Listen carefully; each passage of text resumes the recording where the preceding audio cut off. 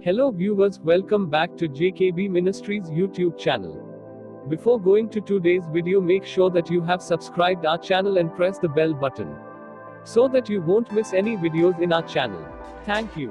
அன்பான தேவ பிள்ளைகளே, மகிமையான இயேசு கிறிஸ்துவின் ராஜரீக பெசலையில் திருச்சபை வழங்கும் விடுதலையின் நேரம் இதோ உங்களுக்காக. பிரியமான தேவனுடைய பிள்ளைகளே, ஆண்டவராகிய இயேசு கிறிஸ்துவின் ஈடு இணையில்லாத ஒப்பற்ற திரு நாமத்திலே உங்களை யாவரையும் நான் வாழ்த்துகிறேன். இந்த நாள் தேவாதி தேவன் நமக்கு ஜெயம் கொடுக்கிற நாள். இந்த நாள் தேவாதி தேவன் நமக்கு ஜெயம் கொடுக்கிற நாள், அருமையான நாள், வல்லமையான நாள். ஆண்டவருடைய வார்த்தையை கேட்க கேட்க கேட்க கேட்க பிரியமானவர்களே, நமக்கு இருக்கிறதான சூழ இருக்கிறதான பிரச்சனைகள் யாவும், நமக்கு சூழ இருக்கிறதான தடைகள் யாவும் அது இடிந்து போகும். எப்படின்னா, எரிக்கோ தடையாக இருந்தது இஸ்ரவேல் ஜனங்களுக்கு. அந்த எரிக்கோவை தேவன் ஒரு வார்த்தையினாலே தகர்த்து போடுவார். அவ்வளவு வல்லமை இருக்கிறது ஆண்டவருக்கு. ஆனால் இதோ மனிதனுக்குள் இஸ்ரவேல் சபையாரிடத்திலிருந்து வருகிற வார்த்தை ஒவ்வொன்றும் அது வல்லமையாய் புறப்பட்டு அந்த எரிக்கோ விழ வேண்டும்.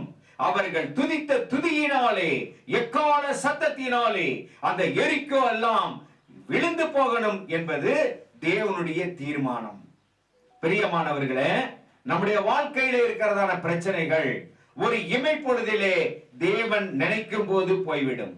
ஆனால் நமக்கு இருக்கிறதான தடைகளை என்னவா, ஆண்டவருடைய வார்த்தையை நமக்குள் கொண்டு வந்து அந்த வார்த்தையை பிரயோகித்து நாம் ஜெபிக்கும் போதுதான் அந்த தடைகள் எல்லாம் தெரிப்பட்டு போகணும் என்பது தேவனுடைய சித்தம். அப்பொழுதுதான் பிசாசுக்கு அவமானம். தேவன் செய்தார் என்றால் பிசாசு ஓடி போய் விடுவான். ஆனால் நம்மை படைத்து நம் நிமித்தமாய் நமக்குள் ஆண்டவருடைய வார்த்தையின் வல்லமை, ஆவியின் வல்லமையை கொண்டு வந்து அதை பிரயோஜனப்படுத்தி நாம் முழங்கால் படியிட்டு வல்லமையாய் திறப்பின் வாசல் என்று ஜெபிக்கும் போது இருக்கிற தடைகள் எல்லாம் உடையும் என்று சொன்னால் பிசாசானவன் கேவலப்பட்டு போக வேண்டும், தடைகள் எல்லாம் விலகி போக வேண்டும் என்பதுதான். நம்மை ஜெயிக்க வைக்கவே, நாம் வெற்றி நடை போடவே தேவாதி தேவன் இப்படிப்பட்ட தீர்மானங்களை வைத்திருக்கிறார். ஆகவேதான் ஜெபியுங்கள், கேளுங்கள், தேடுங்கள் என்றெல்லாம் சொல்லுகிறார். ஆகவேதான் மத்தேயு 7வது அதிகாரம் 7வது வசனம் இப்படியாய் சொல்லப்படுகிறது. வேதத்திலிருந்து வாசித்து நாம் கேட்போம். கேளுங்கள், அப்பொழுது உங்களுக்கு கொடுக்கப்படும். தேடுங்கள், அப்பொழுது கண்டடைவீர்கள். தட்டுங்கள், அப்பொழுது உங்களுக்கு திறக்கப்படும். இயேசு கிறிஸ்து இந்த பூமியில வந்தவுடனே அருமையான வார்த்தைகளை அவர் சொன்னார். கேளுங்கள், அப்பொழுது உங்களுக்கு கொடுக்கப்படும். பாத்தீங்களா? ஏன் ஆண்டவருக்கு தெரியும். நம்முடைய வாய் திறந்து தான் கேட்கணுமா? இல்லை, தேவனுக்கு எல்லாமே தெரியும். உங்கள் இதயத்தில் என்ன தேவை அடங்கி இருக்கிறது, எதினாலே நீங்கள் தவித்துக் கொண்டிருக்கிறீர்கள் என்று சொல்லி தேவனுக்கு நன்றாகவே தெரியும். என்னுடைய உள்ளமும் தெரியும். ஆனாலும் வாய் திறந்து கேட்க வேண்டும், வாய் திறந்து ஜெபிக்க வேண்டும், வாய் திறந்து தேவனுடைய நாமத்தை வைத்து துதிக்க வேண்டும் என்று சொல்லி ஆண்டவர் சொல்லுகிறார். எப்படி சொல்லுகிறார் தெரியுமா? உன் வாயை அகலத் திற, அதை நான் நன்மையினாலே நிரப்புவேன் என்று ஆண்டவர் சொல்லுகிறார். ஆகவே கேளுங்கள், கொடுக்கப்படும் என்கிறதான வார்த்தை. ஆங்கில வேதாகமத்திலே கேளுங்கள், கேட்டுக்கொண்டே இருங்கள். ஏன் கேட்டீங்கன்னா, ஒவ்வொரு தேவைகளும் தினம் தினம் தினம் தினம் நமக்கு அதிகமாகி கொண்டே இருக்கிறது. ஆகவே கேட்டுவிட்டு அப்படியே போகாதபடிக்கு கேளுங்கள். உங்கள் ஜீவன் மறையும்படி, உங்கள் ஜீவன் இந்த பூமியில எடுப்படும் அளவுக்கு மரண பரியந்தமும் நீங்கள் கேட்டுக்கொண்டே இருங்கள், கேட்டுக்கொண்டே இருங்கள், தேடிக்கொண்டே இருங்கள், தட்டிக்கொண்டே இருங்கள் என்று ஆண்டவர் சொல்லுகிறார். எவ்வளவு மேலான காரியம்! யாரெல்லாம் கேட்பாங்க?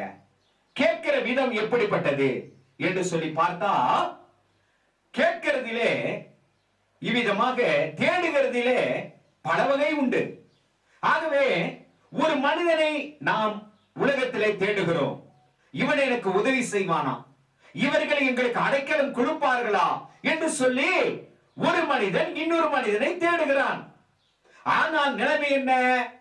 கொஞ்ச நாள் அடைக்கலம், கொஞ்ச நாள் அனுசரணை, கொஞ்ச நாள் பாசம். இதுதான் மனுஷனை தேடுனா இதுதான். ஆனா தெய்வத்தை தேடும் போது, உன்னதமான தேவனை நாம் தேடிக்கொண்டு இருக்கும் போது நிரந்தரமான ஆசீர்வாதத்தை தருவார்.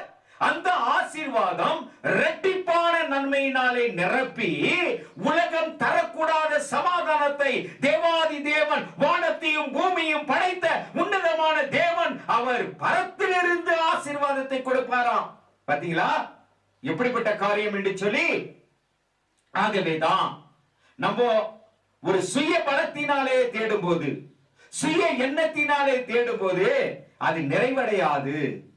ஆகவே தேவனை தேடும் போதுதான், உன்னதமானவரை தேடும் போதுதான் நம்முடைய சந்தோஷம் நிறைவாகும்படியான ஒரு ஆசீர்வாதத்தை உலகம் தரக்கூடாத சமாதானத்தினாலே நமக்கு தந்து இகவர நன்மையினாலே உன்னதமான தேவன் ஆசீர்வதித்து அதையே முடிசூட்டாக சூட்டி ஆசீர்வதித்து, இதோ எளிய மணியும் சிறிய மணியும் குப்பையிலிருந்தும் தூசியிலிருந்தும் எடுத்து தமது மகிமையுள்ள ஸ்தானத்திலே அவர் கொண்டு வந்து நிறுத்துவாராம். இதை விட என்னங்க வேணும் நமக்கு? இதை விட என்ன ஆசீர்வாதம் வேணும்? ஆகவே கேட்கிறவன், தேடுகிறவன், தட்டுகிறவன் எப்படிப்பட்டவனா இருக்கணும்? எப்படிப்பட்டவனா இருக்கணும் சொன்னா, நல்ல ஒரு தேவ பக்தி உள்ளவனா இருந்து தேட வேண்டும். தேவ பக்தி, தெய்வீக பக்தி. அந்த தெய்வீக பக்தி தாங்க மிகவும் மிகவும் மிகவும் மிகவும் மேலானது. ஆகவே தெய்வீக பக்தியோடு கூட உன்னதமானவரை நீ தேடி அவரிடத்திலே கேள். அப்பொழுது பயங்கரமான ஆசீர்வாதம் பரத்திலிருந்து இறங்கி வரும். பாருங்கள், 1 ராஜாக்களின் புஸ்தகம் 18வது அதிகாரம் 24வது வசனத்திலே சொல்லப்படுகிறது. எலியா என்கிறதான தேவ பக்தன், அந்த தேவ பக்தன் தெய்வீக பக்தியோடு கூட எப்படி சத்துருக்களின் முன்னிலையிலே ஒரு பெரிய காரியத்தை செய்ய வேண்டும் என்று சொல்லி, இதோ தேவ பக்தியோடு கூட, அதிலும் தேவ பக்தியின் வைராக்கியத்தோடு கூட, விசுவாசத்தோடு கூட அங்கே நின்றார் என்று நாம் பார்க்கிறோம். வாசித்து பாருங்கள். 1 ராஜாக்களின் புஸ்தகம் 18வது அதிகாரம் 23, 24 வசனங்கள். இப்போதும் 2 காளைகளை எங்களிடத்தில் கொண்டு வரட்டும். ஒரு காளையை அவர்கள் தெரிந்து கொண்டு அதை சந்து சந்தாக துண்டித்து நெருப்பு போடாமல் விரல்களின் மேல் வைக்க கடவர்கள். நான் மற்ற காளையை அப்படியே செய்து நெருப்பு போடாமல் விரல்களின் மேல் வைப்பேன். நீங்கள் உங்கள் தேவனுடைய நாமத்தை சொல்லி கூப்பிடுங்கள், நான் கர்த்தருடைய நாமத்தை சொல்லி கூப்பிடுவேன். அப்பொழுது அக்கினியினால் உத்தரவு அருளும் தெய்வமே தெய்வம் என்றான். அதற்கு ஜனங்கள் எல்லாரும் இது நல்ல வார்த்தை என்றார்கள். இது நல்ல வார்த்தை என்றார்கள். எல்லா ஜனங்களும் ஒத்துக்கொண்டாங்க. எல்லா ஜனங்களும் ஒத்துக்கொண்டார்கள். இது நல்ல வார்த்தை, இது நல்ல வார்த்தை. ஆகவே இந்த எலியாவை பார்க்கும்போது நல்ல ஒரு தேவ பக்தி உள்ளவனாய், அதிலும் தேவ பக்தி மாத்திரமல்ல, வைராக்கியம். அந்த வைராக்கியம் மாத்திரமல்ல, விசுவாசம். விசுவாசம் மாத்திரமல்ல, தேவன் செய்வார் என்கிறதான, எனக்காக தேவன் யாவையும் செய்வார், என் பதில் உத்தரவுக்கு, என் வார்த்தைக்கு, என் ஜெபத்திற்கு, என் கூப்பிடுதலுக்கு தேவன் செவிமடிப்பார் என்று சொல்லி அப்படிப்பட்டதான ஒரு விசுவாச நிலையிலே இருந்து எலியா கேட்டார். பார்த்தீங்களா? கேட்ட உடனே என்ன ஆனது தெரியுமா? அதனுடைய பிந்தின பகுதியை வாசிக்கும் போது அக்னியினாலே பதில் உத்தரவு கொடுத்தார். சொன்னது சொன்ன மாதிரியே அக்னியினாலே பதில் உத்தரவு கொடுத்தார். எல்லாம் ஆச்சரியம், எல்லாம் தலை குனிந்து நின்றார்கள். பாருங்க, எல்லாருக்கும் முன்னதாக ஒரே ஒரு மனிதன் வைராக்கியம் உள்ளவனாய் அவன் இருந்த பொழுது வானம் திறக்கப்பட்டு பரலோக ராஜ்யத்தினுடைய பலிபீடத்தில் இருந்து அக்னி இறங்கி வந்தது. ஆகவே உங்கள் சத்துருக்களுக்கு மத்தியிலே என் சத்துருக்களுக்கு மத்தியிலே நாம் வைராக்கிய நிலையிலே எலியாவை போல நின்று நாம் தேவனிடத்திலே கேட்டால் கேட்டருளும் கேட்டருளும் கேட்டருளும் என்று சொன்னானாம். அப்படி கேட்கும் போது வானம் திறக்கப்பட்டு வானத்திலிருந்து தேவன் எலியாவின் சத்தத்தை கேட்டு பதில் உத்தரவு அக்னியினாலே கொண்டு வந்தது போல என்னுடைய வார்த்தையை, உங்களுடைய வார்த்தையை ஜெபத்தின் வாயிலாக கேட்டு தேவன் பெரிய காரியங்களை செய்ய உன்னதமான தேவனாய் இருக்கிறார். கேட்டருளும் கேட்டருளும் என்று சொன்னானாம். இங்கே தேவகுமாரன் சொன்னார் கேளுங்கள் கொடுக்கப்படும் என்று சொல்லி, அங்கே எலியா சொன்னார் கேட்டருளும் கேட்டருளும் கேட்டருளும் என்று சொன்னார். வாசித்து பாருங்கள், கேட்டருளும் கேட்டருளும் என்றானாம். 1 ராஜாக்களின் புஸ்தகம் 18வது அதிகாரம் 37வது வசனம். கர்த்தாவே, நீர் தேவனாகிய கர்த்தர் என்றும் தேவரீர் தங்கள் இருதயத்தை மறுபடியும் திருப்பினீர் என்றும் இந்த ஜனங்கள் அறியும்படிக்கு என்னை கேட்டருளும் என்னை கேட்டருளும் என்றான். என்னை கேட்டருளும் கேட்டருளும் கேட்டருளும் என்றார். ஆகவே தேவனுடைய செவி திறந்து கேட்டார். ஆனால் தேவ பக்தி இல்லாத ஒரு சூழ்நிலையிலே சுயநலத்திற்காக சுய ஆதாயத்திற்காக கேட்கும் போது ஆண்டவருடைய காது எப்படி இருக்கும்? அவருடைய காது அடைக்கப்பட்டிருக்கும். ஆனால் தேவன் சொன்னார், நீங்கள் கூப்பிடுகிறதான சத்தம் என் செவிகளிலே கேளாதபடிக்கு நான் என்ன செவிடனா என்று ஆண்டவர் சொன்னார். பிரியமானவர்களே, ஆண்டவர் எப்பொழுதும் தமது செவியை திறந்தே வைத்திருக்கிறார். கேளுங்கள், அப்பொழுது கொடுக்கப்படும். வைராக்கியத்தோடு கூட கேட்டால் கிடைக்கும். இப்போ வைராக்கியம் இருந்தால் மாத்திரம் போதாது. தேவ பக்தி எவ்வளவு நாள் ஆண்டவருடைய சமூகத்துக்கு வருவாங்க, தேவ சபையினர் கேட்பாங்க. இவ்விதமாக வைராக்கியம் இருக்கும் தான், தேவ பக்தி இருக்கும் தான். ஆனா இன்னொன்னு வேணுமா? இன்னொன்னு இருந்தாதான் கடைசி வரைக்கும் நிலை நிற்க முடியும். அது என்னங்க? அது என்ன காரியம் அப்படின்றத நம்ம யோசனை பண்ணி பார்க்கணும். பாருங்க, கொஞ்ச நாள் வைராக்கியம், ஐயோ ஆண்டவரே என் சாட்சியெல்லாம் சொல்லுவாங்க தேவ சபையில எழும்பி நின்னு, ஆண்டவர் இதை செஞ்சாருப்பா, அதை செஞ்சாரு, நான் இது பேரில வைராக்கியமா இருக்கேன், அது பேரில வைராக்கியமா இருக்கேன் அப்படின்னு சொல்லி தேவ சமூகத்துல நின்னு அவங்க சாட்சியை கேட்கும் போது சபையே குலுங்குமா. அப்படிப்பட்ட காரியம். ஆனா கொஞ்சம் சின்ன பிரச்சனை வரும்போது, கொஞ்சம் சின்ன விரிசல் வரும்போது என்னவா, தேவ சமூகத்தை விட்டு ஓடக்கூடியதான சூழ்நிலை வந்து விடுகிறது. இது சரியான தேவ பக்தியா? இது எப்படிப்பட்ட பக்தி தெரியுமா? சுயநலத்திற்காகவும் தங்கள் கௌரவத்திற்காகவும் தேடக்கூடியதான, அதாவது இருக்கிறதான தேவ பக்தி. இந்த தேவ பக்தி காணல் நீரை போல மறைந்து போகிறது. சோதனை வரும்போது, வேதனை வரும்போது, கஷ்டம் வரும்போது, அவங்களுடைய உள்ளம் புண்ணாய் மாறும்போது என்ன செய்யறாங்க? ஓடி ஒளிஞ்சு போயிடுவாங்க. எங்க இருக்கிறாங்கன்றதே தெரியாது. அதுக்கப்புறம் ஆலயத்துக்கு வாங்க, ஆண்டவருடைய ஆசீர்வாதத்தை பெறுங்கன்னு சொல்லி போன் பண்ணும்போது அந்த போனையே பிளாக் பண்ணி வச்சிருவாங்க. இதுதான் தேவ பக்தி. எப்படிங்க தேவ பக்தி? எப்படிப்பட்ட தேவ பக்தி சொல்லுங்க? தேவ பக்தியிலே தாழ்மை இருக்க வேண்டும். தேவ பக்தியிலே கீழ்ப்படிதல் இருக்க வேண்டும். தேவ பக்தியிலே உண்மை இருக்க வேண்டும். தேவ பக்தியிலே எலியாவை போல அசைக்க முடியாத வைராக்கியம் இருக்க வேண்டும். தேவ பக்தியிலே அன்பு இருக்க வேண்டும். அன்பு பாத்தீங்களா? அன்புன்னு சொன்ன உடனே எனக்கு ஒரு ஞாபகம் வருது. அன்பு ஒரு மனுஷனுக்குள்ள வந்தா சகலத்தையும் சகிக்குங்க. ஆனா சகலத்தையும் சகிக்க கூடாத ஒரு தேவ பக்தி இருந்துச்சுன்னு வைங்க, அது நிலைத்து இருக்க முடியாது. எங்கேயுமே ஆண்டவர்கிட்டையும் சரி, தேவ சமூகத்திலும் சரி, சபையிலும் சரி நிலைத்து காணப்பட முடியாது. ஆகவே அன்பு வேண்டும்.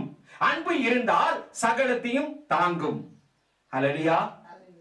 அன்பு இருந்தால் சகலத்தையும் தாங்கும். அன்பு இருந்தால் சகலத்தையும் நேசிக்கும். அன்பு இருந்தால் பொறாமை கொள்ளாது. அன்பு இருந்தால் தயவாய் என்னென்ன செய்ய முடியுமோ அத்தனையும் செய்யுமா. பாருங்க, தேவ பக்திக்குள்ளார என்னென்ன இருக்கும்ன்றத நான் சொல்றேன். அடுத்தபடி தேவ பக்தியிலே நிலைத்திருந்து உன்னதமான தேவனுடைய ஆசீர்வாத பலிபீடத்திலிருந்து அவர் மறு உத்தரவு கொடுக்கப்பட வேண்டும் என்றால் என்ன முன்னணி காரியம்? நல்ல ஒரு தெளிந்த புத்தி இருக்கணும். இதுதான் ரொம்ப ரொம்ப ரொம்ப ரொம்ப முக்கியம். தேவ பக்தியில எத்தனையோ தேவ பக்தி உண்டு. பாத்தீங்களா, அங்கே சூழ இருந்தவர்களும் வேற தேவ பக்தியில அவங்க இருந்தாங்க. ஆனா எலியாவும் அவன் பக்தியிலே இருந்தான். எந்த பக்தி ஜெயித்தது? எலியாவினுடைய தேவ பக்தி வைராக்கியம் கொண்டவனாய் இருந்தபடியினாலே அங்கே ஜெயிக்க வைத்தது. அப்படின்னு சொன்னா தெளிந்த புத்தி எலியாவுக்குள்ளாக இருந்தது, ஒரு தெளிந்த புத்தி. ஆகவேதான் அந்த தெளிந்த புத்தி யார் கொடுத்தது தெரியுமா? தேவ தூதன் எலியாவுக்குள் இருந்து இவ்விதமாக தெரிந்த புத்தியாய் இருந்து வைராக்கியமான வார்த்தைகளை அங்கே அவிசுவாசிகளின் மத்தியிலே சொன்னது நாம் பார்க்கிறோம். இன்னொரு இடத்துல தானியேலுக்கு என்னன்னா, தேவ தூதன் ஒரு தெரிந்த ஒரு காரியத்தை கொடுக்கிறானாம். வாசித்து பாருங்கள், தானியேலின் புஸ்தகம் 9வது அதிகாரம் 21, 22 வசனம். அப்படி நான் ஜெபம் பண்ணி கொண்டிருக்கும் போது முதல் தரிசனத்திலே நான் கண்ட புருஷனாகிய காபிரியேல் வேகமாய் பறந்து வந்து அந்திவழியின் நேரமாகிய வேளையிலே என்னை தொட்டான். அவன் எனக்கு தெளிவுண்டாக்கி என்னோட பேசி, தானியேலே, உனக்கு அறிவை உணர்த்தும்படி இப்போது புறப்பட்டு வந்தேன். பாத்தீங்களா, தானியேலுக்கு ஏற்கனவே தானியேல் ஞானம் உள்ளவன், தானியேல் அறிவுள்ளவன் தான் இயற்கையாகவே. ஆனால் அந்த அறிவு அந்த ஞானம் பத்தாது. ஆகவே பரலோக ஞானத்தையும் அறிவையும் உண்டாக்குவதற்கு தெளிவை உண்டாக்குகிறார். தூதன் தெளிவை உண்டாக்குகிறார். எல்லாம் பேசலாங்க, எல்லாம் செய்யலாம், இந்த பூமியில இருக்கிறதான காரியங்களுக்கு எல்லா புத்திமதி சொல்லலாம், எல்லாம் செய்யலாம். இது உலகத்தின்படியான ஞானம், இது போதாது. ஆகவே நமக்கு ஒரு தெளிந்த புத்தி தர வேண்டும் என்றால், தெளிவான ஒரு காரியம் தர வேண்டும் என்றால், எங்கே? பரலோக ராஜ்யத்திலிருந்து தேவன் அனுப்பப்படுகிற தூதனி நிமித்தமாய் நல்ல ஒரு தெளிவை நமக்கு உண்டாக்கி கொள்ள வேண்டும். அந்த தூதன் வரணும். அந்த அளவுக்கு நம்ம தேவ பக்தி இருக்கணும்.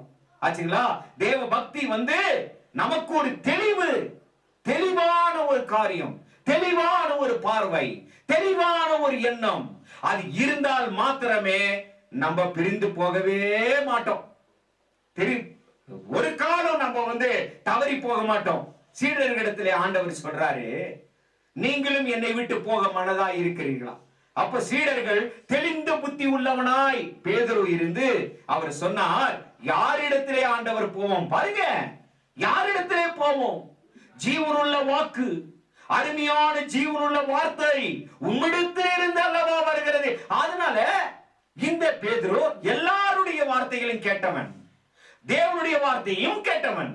அப்பொழுது வகையெடுத்து, உம்மிடத்தில் இருந்து அல்லவா உண்மை உள்ள வார்த்தை வருகிறது, உம்மிடத்தில் இருந்து அல்லவா ஜீவ வார்த்தைகள் வருகிறது. அந்த வார்த்தைகளை கேட்ட நான் யாரிடத்திலே போய் கேட்க முடியும்?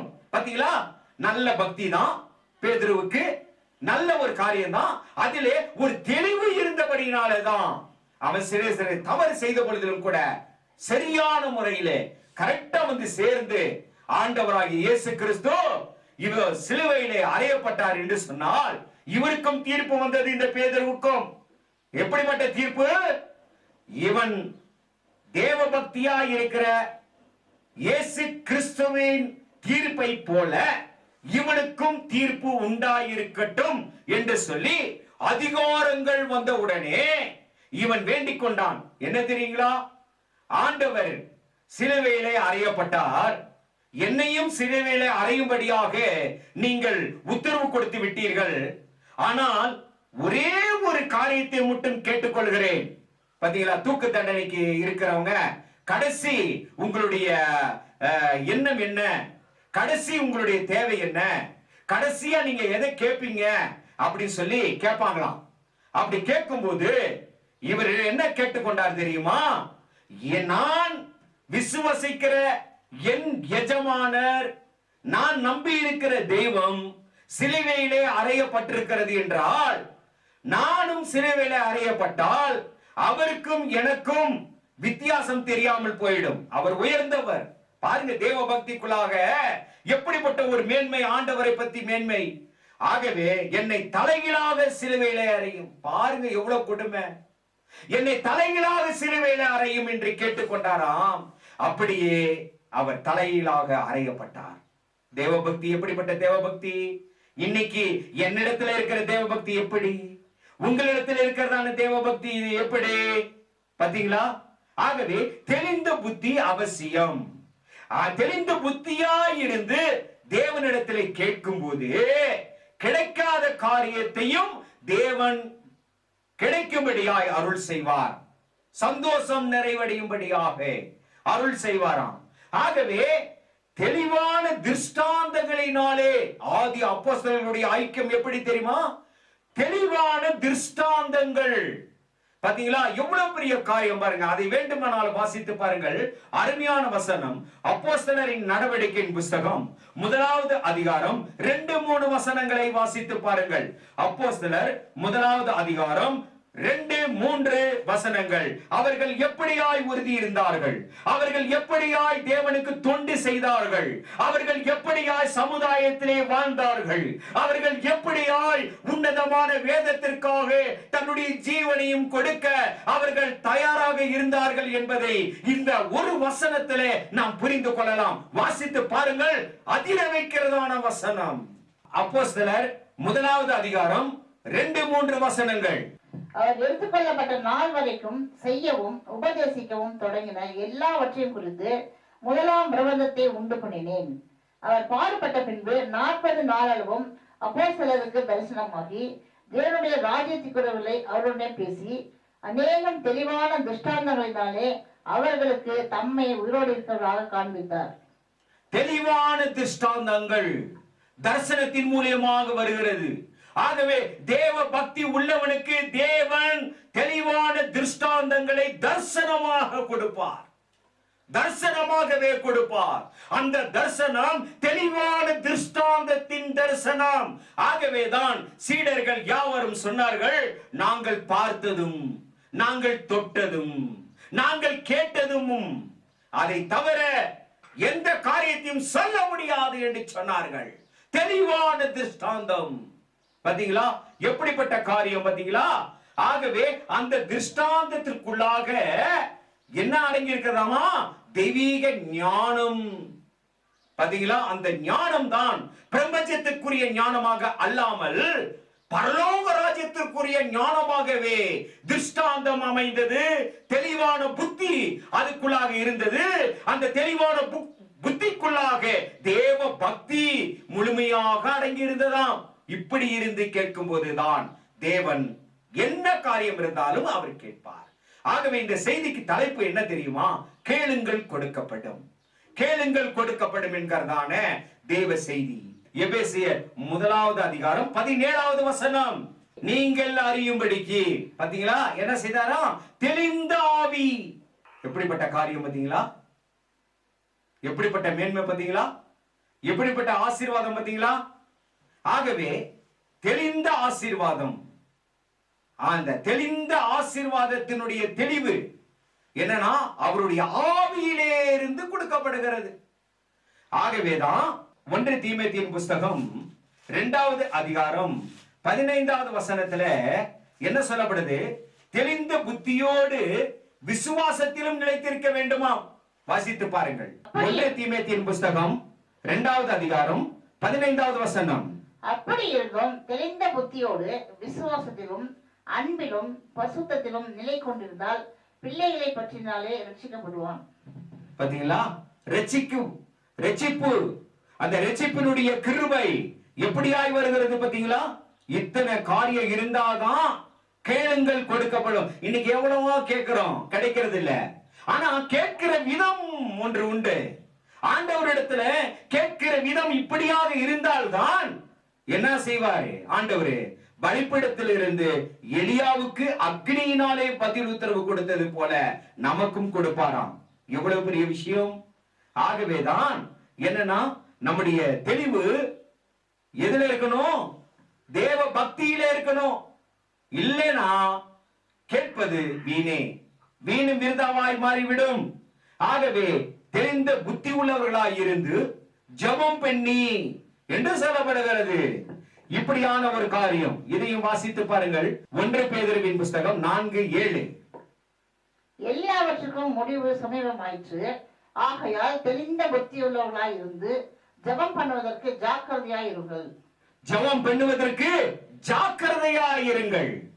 இப்படி இல்லைன்னா ஒரு மனுஷன் சாதாரணமான ஒரு தேவ பக்தியா இருந்தா அவன் சபையிலும் நிலை நிற்க முடியாது, தேவ சமூகத்திலையும் இருக்க முடியாது, சரியான முறையில ஆண்டவருடைய கண் பார்வையிலையும் இருக்க முடியாது. கொஞ்ச நாள் வருவான், அதுக்கப்புறம் கொஞ்ச நாள் பக்தி, கொஞ்ச நாள் சாட்சி, கொஞ்ச நாள் வைராக்கியம், அதுக்கப்புறமே என்னன்னா காணாம போயிடும். அவங்க சீட்டெல்லாம் காலியா இருக்கும். அவங்க சீட்டு ஆண்டவருடைய ஆலயத்துல காலியா இருக்கும். அதை பார்த்து நம்ம ஜெபம் பண்ண வேண்டியதுதான். ஆண்டவரே போனவங்க திரும்பி வாங்கப்பா, போனவங்க திரும்பி வாங்க, ஆண்டவரே அருள் செய்யுங்க, நம்ம ஜெபிச்சுட்டே இருக்கணும் தான். ஆனா இத்தனை காரியம் இருந்தாதான் திரும்பி வருவான், இல்லைன்னா திரும்பி வர மாட்டான். என்னன்னா ஆண்டவர் விட்டு ஓடிட்டாரு. யாரு? பேதுரு. ஆனா இத்தனை காரியம் பேதுருக்குள் இருந்தது. போனவர் அப்படியே போகவில்லை. மனம் கசந்து அழுது நான் தேவனை நோக்கி சபிச்சிட்டேன், நான் அவரை நோக்கி அவர் ஆண்டவரே இல்ல, நான் என்னுடைய எஜமானன், என்னுடைய நான் நம்பி இருக்கிறவர் என்று சொல்லி அவர் அல்ல அப்படின்னு சொல்லி அவர் கூட நான் இருக்கலன்னு சொல்லி சத்தியம் பெண்ணமும் சபிக்கவும் தொடங்கினான். அப்படின்னா இவன் செஞ்ச பாவம் பாருங்க. ஆனாலும் இவருக்குள் மறைந்திருந்தது தேவ பக்தி, இவருக்குள் மறைந்திருந்தது தெளிவு, இவருக்குள் மறைந்திருந்தது விசுவாசம். பாத்தீங்களா? திரும்பியும் ஓடி வந்தார். ஓடி வந்து தேவ சமூகத்துல நின்னாரா இல்லையா? இப்படி இருந்தாதான் வர முடியும், இல்லைன்னா வர முடியாது. பிரியமான தேவனுடைய பிள்ளைகளே, கேட்பதிலே இப்படி ஒரு ரகசியம் இருக்கு. ஆகவேதான் இந்த செய்தி உங்களுக்கும் எனக்கும் அதிக பிரயோஜனம் உள்ளது என்று சொல்லி அறிந்து இவைகளெல்லாம் நாம் யோசனை செய்து இவைகளெல்லாம் உட்கொண்டு இந்த காரியம் இப்படி இருக்கிறது என்று சொல்லி இல்லாத காரியங்களை நாம் தேவனிடத்திலே ஜெபம் பண்ணி ஜாக்கிரதை உள்ளவர்களாய் ஜெபம் பண்ணி பெற்றுக்கொண்டு நாம் நின்றால் கட்டாயம் உன்னதமான தேவனுடைய சமூகத்திலே இந்த காரியங்கள் கொண்டு போய் சேர்க்கும். ஆகவே கர்த்தரால் கூடாத காரியம் எதுவும் இல்லை. துக்கப்படுகிறீர்களோ, துயரப்பட்ட ஆண்டவரிடத்தில் கேட்கிறீர்களோ, கவலைப்படாதீர்கள், உங்கள் துக்கம் சந்தோஷமாய் மாறும் என்று சொல்லி உன்னதமான தேவன் உங்களை ஆசீர்வதித்து உங்களை காப்பாராக. ஆமென்.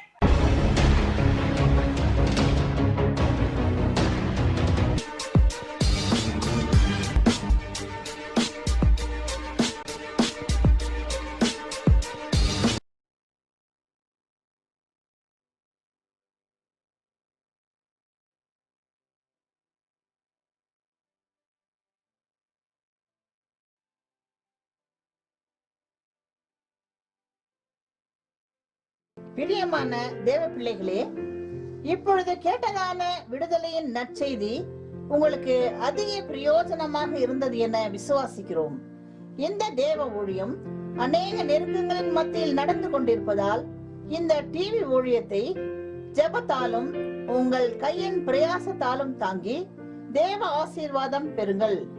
உங்கள் ஜெப தேவைக்கு தொடர்பு கொள்ள வேண்டிய முகவரி: மகிமையான இயேசு கிறிஸ்துவின் ராஜரீக ஊழியம், ரெவரண்ட் கேபார் ராஜ், எல்என் காட்டேஜ், ஆஸ்பத்திரி ரோட், உதகை. கைபேசி எண் 9435234477 மற்றும் 78717177